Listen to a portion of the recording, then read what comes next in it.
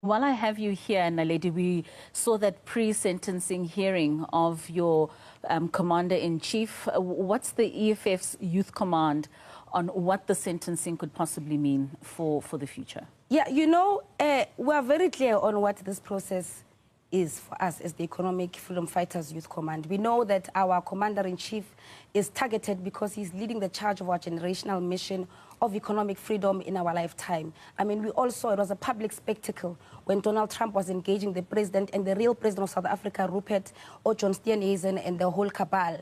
And wakipa inamba namba Donald Trump ebuza ukuthi kutheni le ndoda ingaboshwanga, right? And not soon after that, then the process then exacerbated. Because remember, it took years.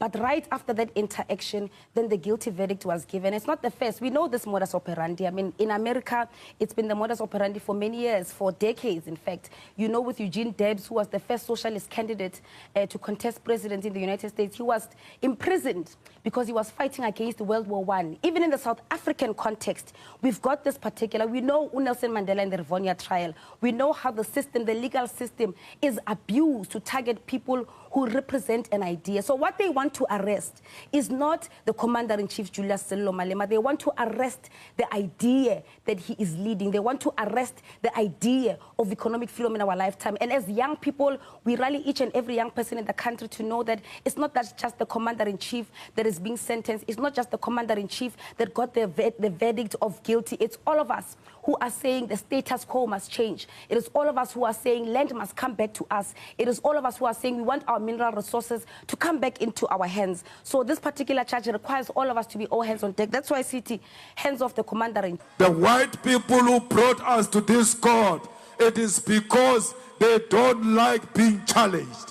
When you challenge them, they want to use you as an example. I've been an example for the rest of my life, and I will be an example even in my grave. I will never retreat. I will never surrender to white supremacy. No prison can make me to retreat from my ideas. No death will threaten me to retreat from my ideas. Nobody will ever intimidate me and change me for who I am, because I am black and I'm proud to be black, because I'm a voice of the black people and I'm proud to be the voice of black people. Kill me now if you want to kill me. Kill me, coward. You are scared of a political debate. You use court to settle the political differences. I am not scared of prison, neither am I scared of death. When I joined the struggle, I knew three things might happen to me. They will either arrest me or they will either kill me. If they don't kill me, I will attain my freedom. We fight for the freedom. We are not scared of death. We are not scared of prison.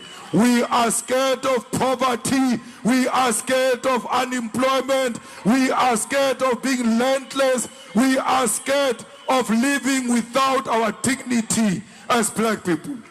Comrades, you must be strong as leaders of the revolution, for because they will never love the revolution. They went to take Maduro from Venezuela without any due process, without the respect of the international law. If they can arrest a president of a country without following